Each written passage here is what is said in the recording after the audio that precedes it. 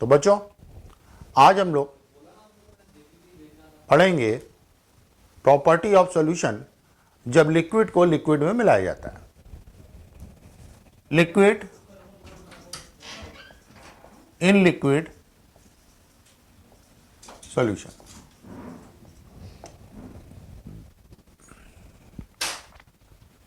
तो इसकी प्रॉपर्टीज में होता क्या है कि हमारे पास एक कंटेनर में प्योर ए है,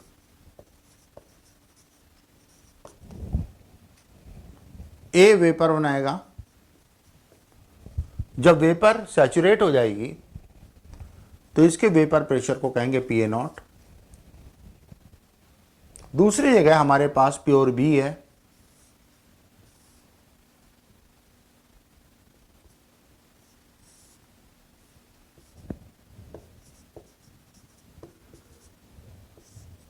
ये वेपर बनाएगा, वेपर का प्रेशर आएगा पी बी नॉट। तो यहां पर अगर हम ए और बी दोनों को मिक्स कर दें,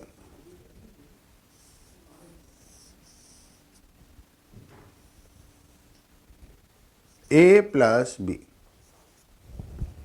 तो यहां पर कुछ वेपर ए बनाएगा, कुछ वेपर बी बनाएगा।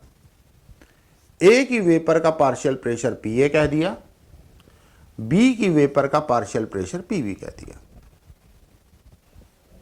तो इस केस में हमारे पास ए की वेपर का पार्शियल प्रेशर कितना होगा बताने के लिए है राउल्ट्स लॉ।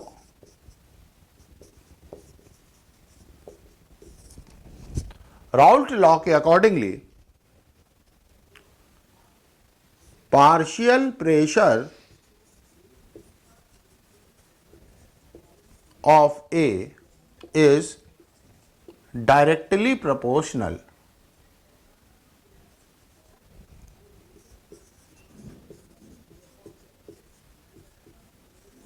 to its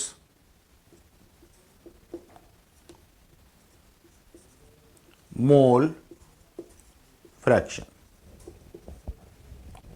ए की वेपर का पार्शियल प्रेशर डायरेक्टली प्रोपोर्शनल होगा कि ए का मोल फ्रैक्शन इस लिक्विड स्टेट के सॉल्यूशन में कितना है। Same thing is applicable for B. So partial pressure of A is directly proportional to mole fraction of A. तो बच्चों कांस्टेंट लगाएंगे तो कांस्टेंट हो जाएगा P A naught, where P A naught is vapour pressure of pure A. क्यों? बहुत आसान है। If X A equal to 1 तो शुद्ध ए हो जाएगा। अगर एक्स ए की वैल्यू 1 की होगी तो क्या हो जाएगा? शुद्ध ए, pure A.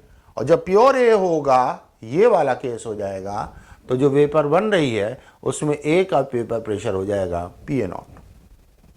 Then partial pressure of A equal to P A naught.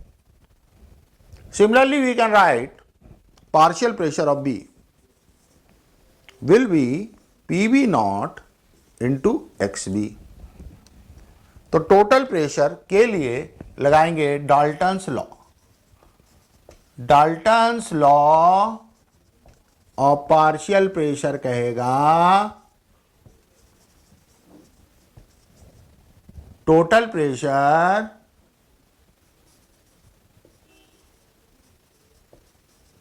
Is sum of the partial pressures. Total pressure is sum of the partial pressure of A and partial pressure of B. अब इसकी value अगर substitute करेंगे तो total pressure will be partial pressure of A is x A P A not, partial pressure of B is XBPB naught. So this is how we can calculate total pressure present in the solution. अब हम लोग यहां पर एक graph खींचते हैं जिसमें y axis में होगा प्रेशर, x एक्सिस में होगा मोल फ्रैक्शन ऑफ A। तो यहां पे मोल फ्रैक्शन ऑफ A 0 है, यहां पे 1 है, और यहां पर मोल फ्रैक्शन ऑफ B 0 होगा और यहां पे 1 होगा, क्योंकि दो चीजें हैं A एंड B। तो x A यहां पर 0 है, यहां पे 1 होगा, और जहां पे A का मोल फ्रैक्शन 0 होगा वहां पे B का मोल फ्रैक्शन 1 होगा। तो सबसे पहले देखते हैं how pressure responds with X A. Formula है PA equal to PA naught into X A. Definitely this are straight line passing through origin, so we can draw this line and it will go like this and the intercept will be PA naught. Similarly, pressure versus XB का जो graph होगा, अब XB इस तरह बढ़ रहा है, we can see the equation partial pressure of B is equal to PB naught into XB, so it will start from its origin जो कि यहां पर है और इधर जाकर के कट करेगा। हमने देख रहे हैं कि PB नॉट की जो ग्राफ की हाइट है वो PA नॉट से थोड़ी सी कम है, क्योंकि हम ये अज्यूम कर रहे हैं PA naught is more volatile. PA naught क्या है? More volatile. And this junction is total pressure. तो this is the graphical representation of Raoult's law for two liquids present in a form of solution and both liquids are volatile। दोनों vapour बनाएंगे, दोनों ही vapour अपने अपने mole fraction के हिसाब से बनाएंगे। जिसका मोल फ्रैक्शन ज्यादा होगा वो ज्यादा वेपर बनाएगा, जिसका मोल फ्रैक्शन कम होगा वो कम वेपर बनाएगा। वेपर का टोटल प्रेशर जो इकट्ठा हो रही है ऊपर, that will be sum of the partial pressure of vapour formed by A and partial pressure of vapour formed by B. Thank you. तो बच्चों हम देख रहे थे ये ग्राफ इस तरह से जा रहा है कि पार्शियल प्रेशर ऑफ ए का ग्राफ जो है वो बढ़ रहा है मोल फ्रैक्शन ऑफ ए के हिसाब से, पार्शियल प्रेशर ऑफ बी का ग्राफ बढ़ रहा है मोल फ्रैक्शन ऑफ बी के हिसाब से। इसका इंटरसेप्ट है PB नॉट, इसका इंटरसेप्ट है PA नॉट। यहां पे ये माना है कि PA naught is greater than PB naught और A is more volatile than B।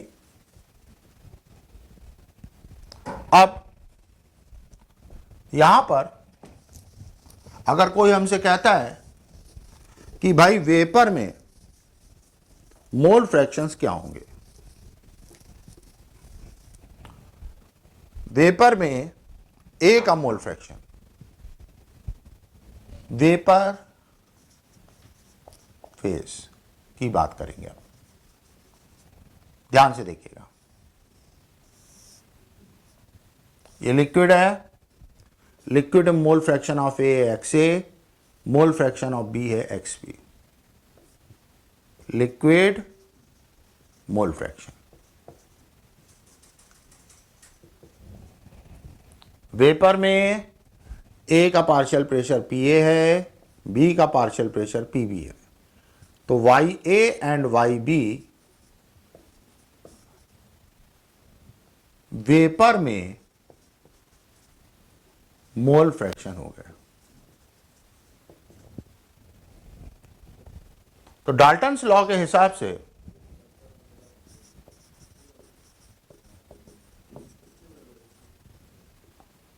Mole fraction of A will be partial pressure of A upon total pressure.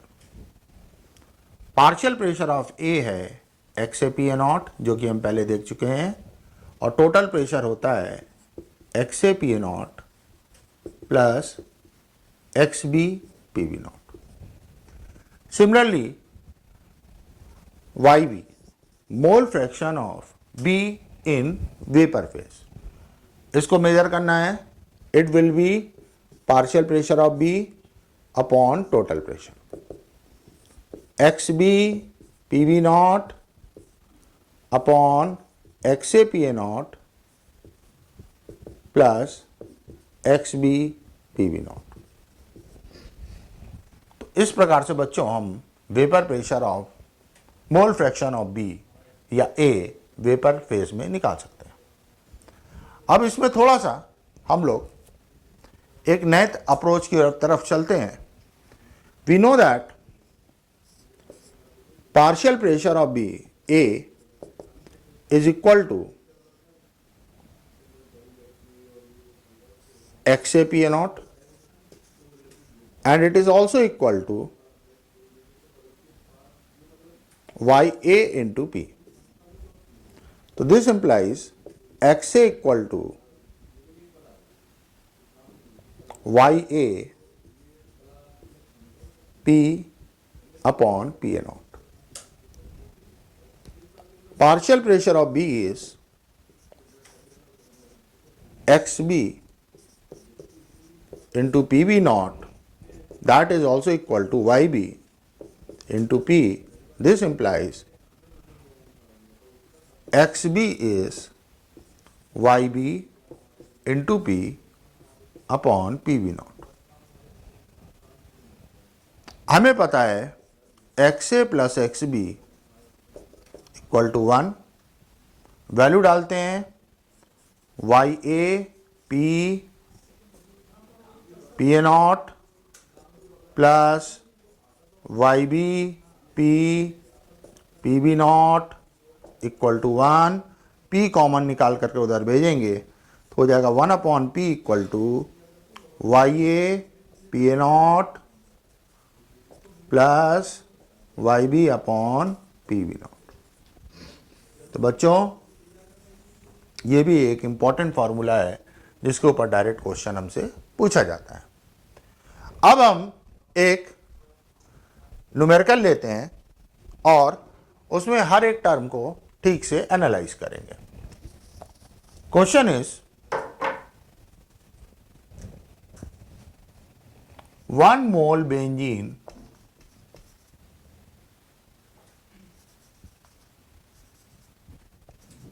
Vapour pressure given है 400 mm Hg and 4 mole toluene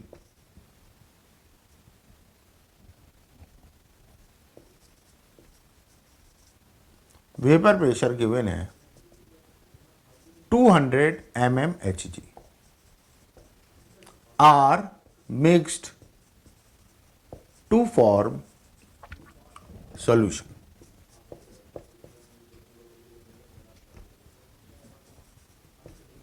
Calculate XA, YA total pressure. तो ध्यान से देखिएगा, हमारे पास 1 मोल benzene है, 4 मोल toluene है. किसमें? Liquid phase में. तो मोल फ्रैक्शन ऑफ बेंजीन हो जाएगा 1 upon 1 plus 4. This is 1 upon 5. Mole fraction of toluene हो जाएगा 4 upon 1 plus 4, that is 4 upon 5. अब हम लोग फॉर्मूला लगाएंगे. सबसे पहले partial pressure of A, that is A for benzene. Partial pressure of benzene will be XA PA naught according to Raoult's law. It will be 80 mm Hg. Similarly, B for toluene के लिए partial pressure of toluene will be mole fraction into vapor pressure. It will be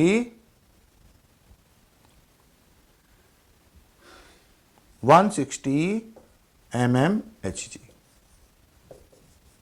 Now we calculate total pressure, which is partial pressure of benzene plus partial pressure of toluene comes to be 240 mmHg. अब vapour phase की बात करें तो mole fraction of benzene in vapor phase will be partial pressure, that is 80 divided by total pressure 240. It will be 1/3. Similarly, mole fraction of toluene in vapor phase will be 160 upon 240, that will be 2/3. So this is a numerical approach using Raoult's law. बच्चों इस तरह के questions competition में काफ़ी ज़्यादा पूछे जाते हैं। तो अगली क्लास में हम लोग डिस्टिलेशन और उसके आगे का पढ़ते हैं।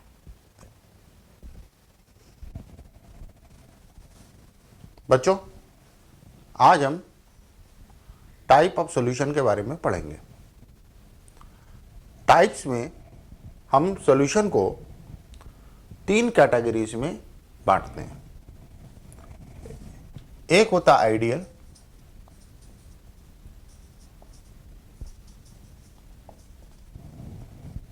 दूसरा होता है नॉन आइडियल और उसके अंदर 2 कैटेगरी बनाते हैं।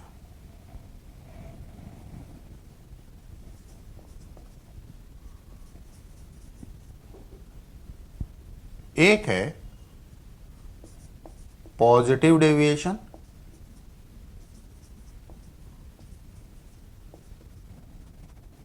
और एक है निगेटिव डेविएशन।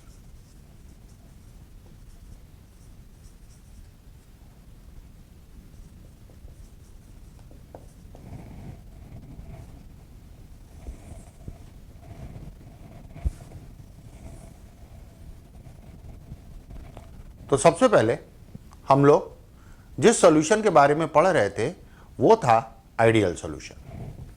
आइडियल सॉल्यूशन में अगर हम ए और बी को मिलाएं तो जो इंटरेक्शन ए के मॉलिक्यूल्स के बीच में होगा that equals to interaction between B molecules and that will be same as interaction between A B molecule interaction.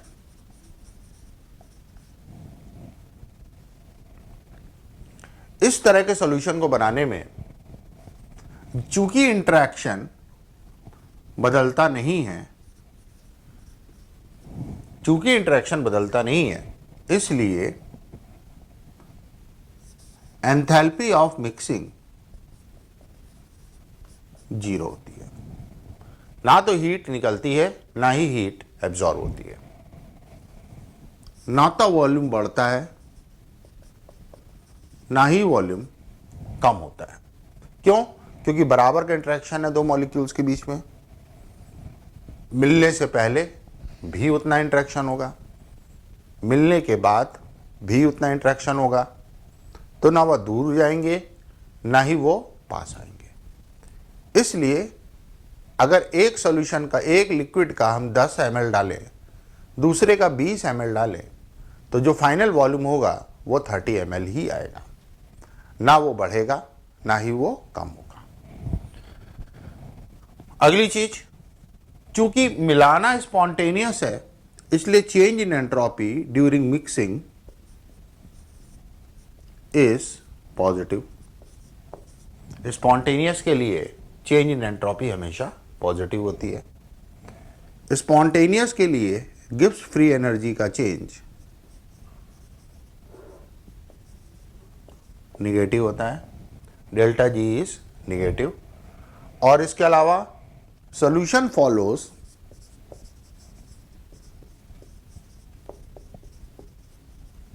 Raoult's law. Solution जो होता है वो हमारा राउल्ट लॉ को बनाता है। अगली चीज, इसमें जो ग्राफ हमने सीखा था, this is pressure, this is mole fraction. तो ग्राफ हमारा उसी प्रकार से होता है सॉल्यूशन के वेपर प्रेशर का। अगर इसके एग्जाम्पल देखें तो बेंजीन, टॉल्यूइन,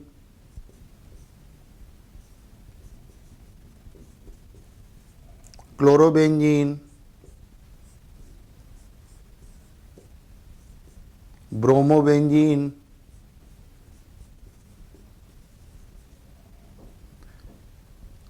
एनहेक्सेन,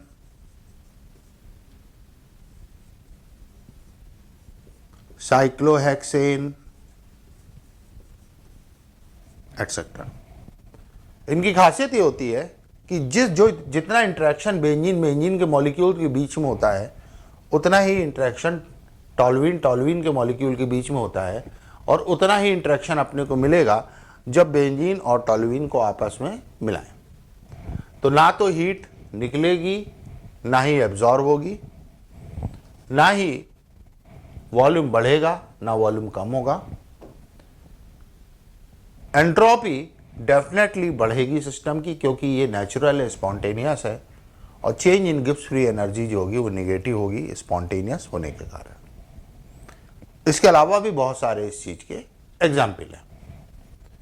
अब पॉजिटिव डेविएशन में क्या होता है कि जितना इंटरेक्शन ए या बी के बीच में होता है वो इंटरेक्शन कम हो जाता है जब ए बी को मिलाते हैं। इंटरेक्शन कम हो जाएगा, इंटरेक्शन डिक्रीजेस,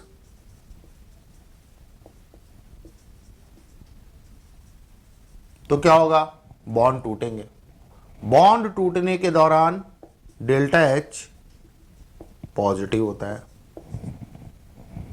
अब मॉलिक्यूल के बीच का इंटरेक्शन कमजोर हो रहा है, इसका मतलब है वॉल्यूम जो है वो बढ़ेगा। Delta we mixing will be positive. Spontaneous है इसलिए delta S of mixing is positive and delta G of mixing is negative, क्योंकि spontaneous है। अब solution shows positive deviation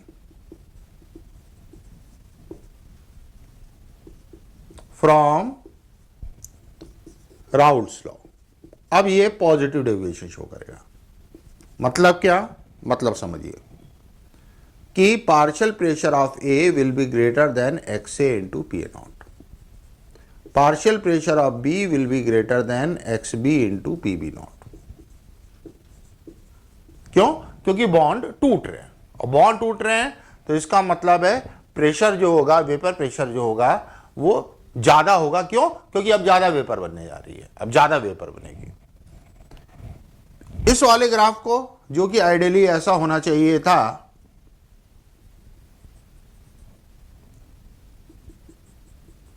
this was the pressure, this was the mole fraction, now graph will become like this.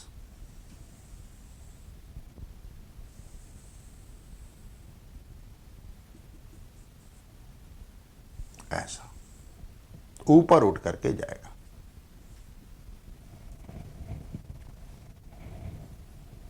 Example,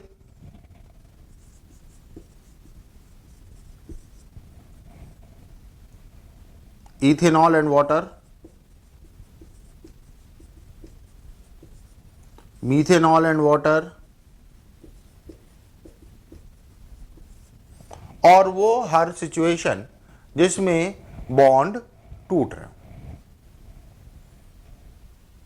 इस स्थिति में हमें मिलता है azeotrope, जिसके बारे में मैं बाद में बताऊंगा, और उस एजियोट्रोप को कहते हैं मिनिमम बॉइलिंग एजियोट्रोप।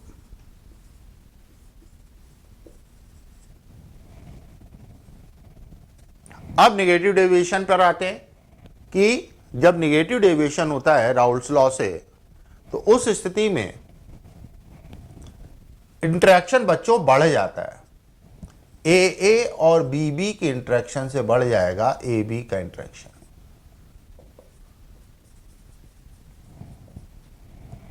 अब इंटरेक्शन बढ़ रहा है, इसका मतलब बॉन्ड बन रहा है। बॉन्ड बनना इज ऑलवेज एक्सोथर्मिक। तो delta H of mixing will be negative, delta V of mixing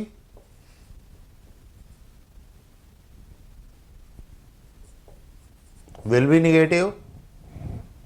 क्यों? क्योंकि वॉल्यूम कम होगा, बॉन्ड बन रहा है। Delta S of mixing will be positive, delta G of mixing will be negative। Solution shows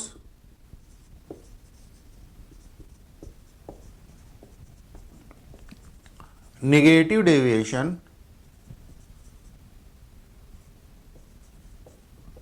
from Raoult's law।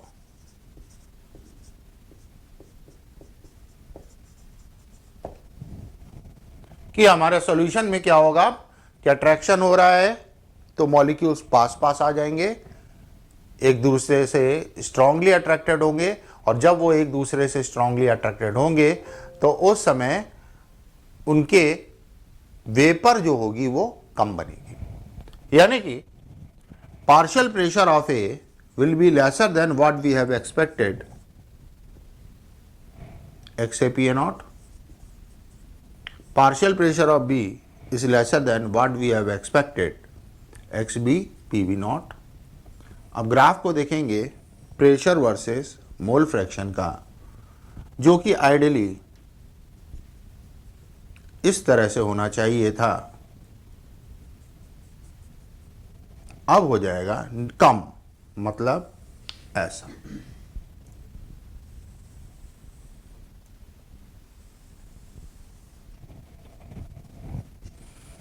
Example देखेंगे तो जब भी अचानक मजबूत बॉन्ड बन रहे हो, जैसे पानी में HNO3 मिला दिया, पानी के अंदर इंटरमॉलिक्यूलर हाइड्रोजन बॉन्डिंग है, नाइट्रिक एसिड के अंदर इंटरमॉलिक्यूलर हाइड्रोजन बॉन्डिंग है, लेकिन जब दोनों मिक्स होंगे तो वो इंटरमॉलिक्यूलर हाइड्रोजन बॉन्डिंग और स्ट्रांग हो जाएगी। जब वो और स्ट्रांग हो जाएगी तो निगेटिव डेविएशन में आ जाएगा। तो आज हम लोग डिस्टिलेशन के बारे में पढ़ते हैं।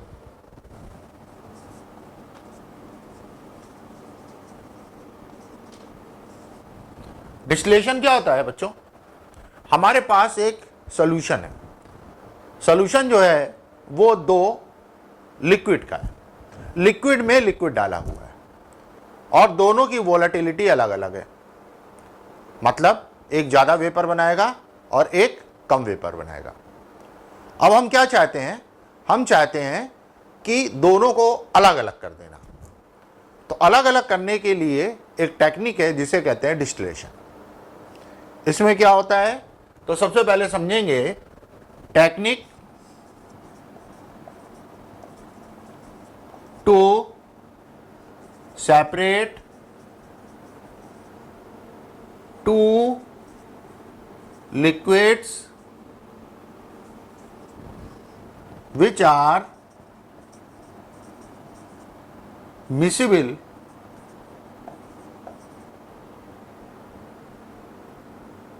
and both have volatility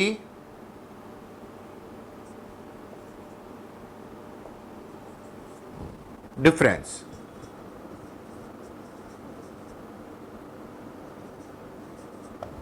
दो लिक्विड जिनके बीच में वोलेटिलिटी का डिफरेंस है, एक ज्यादा वोलाटाइल है, एक कम वोलाटाइल है, एक ज्यादा वेपर बनाएगा, एक कम वेपर बनाएगा। तो हम लोग करते क्या है, हम लोग एक कंटेनर में दो लिक्विड लेते हैं,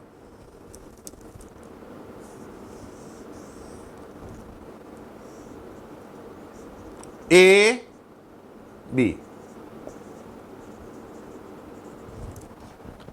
ए ज्यादा वोलाटाइल है,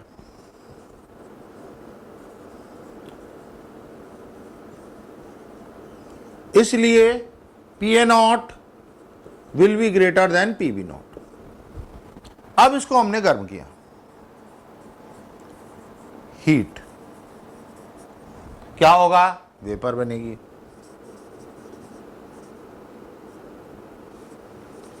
अब हमको एक बात समझ में आ रहा है कि इस वेपर में ए का मोल फ्रैक्शन ज्यादा होगा, ए ज्यादा होगा, क्यों, क्योंकि ए ज्यादा वोलाटाइल है। तो ए का मोल फ्रैक्शन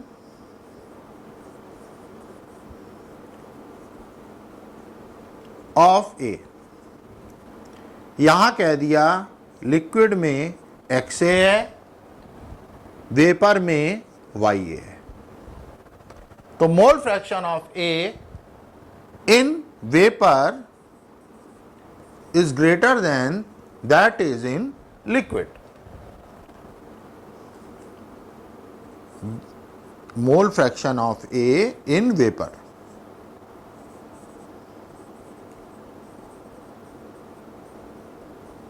वेपर, और ये है मोल फ्रैक्शन इन लिक्विड। अब हमने क्या किया, अब ये जो वेपर है इसको हमने बाहर ले गए, इसको हमने ठंडा कर दिया, कूल कर दिया, और एक दूसरे कंटेनर में इकट्ठा कर लिया। अब दूसरे कंटेनर में जब आप इकट्ठा करेंगे तो इसमें लिक्विड का मोल फ्रैक्शन कह दिया XA1। अब ध्यान से समझना मेरी बात, जो यहां वेपर थी वो यहां लिक्विड है, जो यहां वेपर थी वो यहां लिक्विड है। यानी कि जो मोल फ्रैक्शन ए का पहले कंटेनर में वेपर में था वही अब दूसरे कंटेनर में लिक्विड में हो जाएगा, यानी XA1 इक्वल टू YA। अब फिर से गर्म कर दो, फिर से वेपर बनेगी। अब यहां पर मोल फ्रैक्शन आ गया YA1। चूंकि ए ज्यादा वोलाटाइल है, ए ज्यादा वोलाटाइल है, इसलिए YA1 will be greater then XA1। तो कहानी क्या चल रही है, ध्यान से देखो, यहां पर ए कुछ था, बी कुछ था, मान लो ए कम था, बी ज्यादा था, लेकिन ए ज्यादा वोलाटाइल है, ए ज्यादा वेपर बना रहा है, तो यहां पर ए की ज्यादा वेपर बनेगी। अब ये जो वेपर यहां से निकल रही है इसमें ए ज्यादा होगा, किसके तुलना में, किसके कंपैरिजन में, लिक्विड के कंपैरिजन में। अब उस ए को लेकर के गए, वेपर को लेकर के गए, ठंडा कर दिया, अब वो लिक्विफाई हो गई, लिक्विफाई हो गई, उस लिक्विड को यहां इकट्ठा कर लिया। अब उस लिक्विड में ए का मोल फ्रैक्शन हो गया XA1, जो कि डेफिनेटली यहां वेपर से ही बन रहा है ये लिक्विड, इसलिए XA1 equal to YA। Now अब अगर फर्दर गर्म करोगे तो जो वेपर बनेगी उसमें ए और ज्यादा हो जाएगा। यहां से फिर से इस वेपर को इकट्ठा करो, ठंडा कर दो, तीसरे में लेकर के जाओ। Now it is XA2। तो XA2 will be definitely equal to क्या, ये XA2 जो लिक्विड बन रहा है ये YA1 से ही तो बन रहा है, तो दैट इक्वल टू YA1। फिर से गर्म कर सकते हो, वेपर बनेगी, अब हो गया YA2। अब YA2 will be definitely more than XA2। तो हम देख रहे हैं कि जैसे जैसे गर्म करके ठंडा कर रहे हैं, गर्म करके ठंडा कर रहे हैं, गर्म करके ठंडा कर रहे हैं, तो हमारा जो मोर वोलाटाइल है उसका परसेंटेज, उसका फ्रैक्शन जो है वो बढ़ता चला जा रहा है।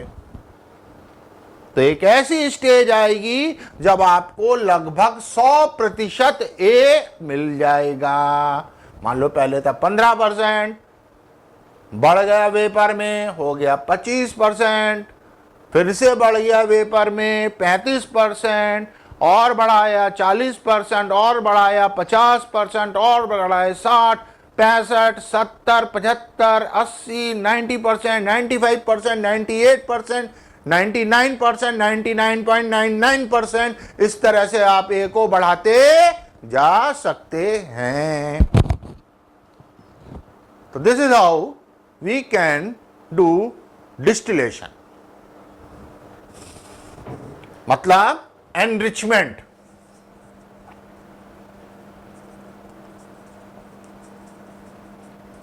Of more volatile in vapour phase, इससे हम सेपरेट कर सकते हैं। अब अगला डिस्टिलेशन एक होता है जिसे कहते हैं स्टीम डिस्टिलेशन।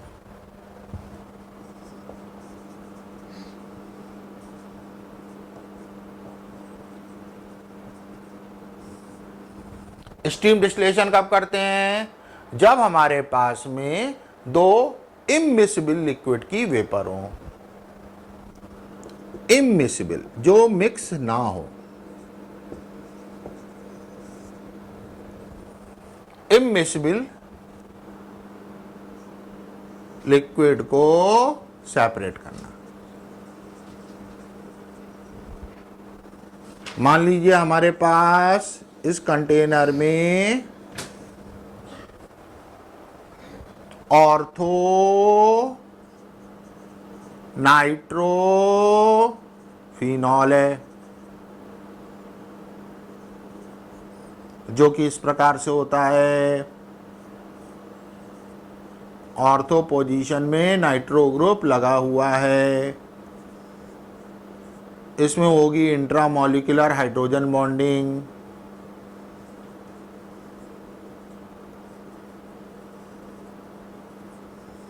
ये पानी में सॉल्युबल नहीं होगा, इनसॉल्युबल इन वाटर।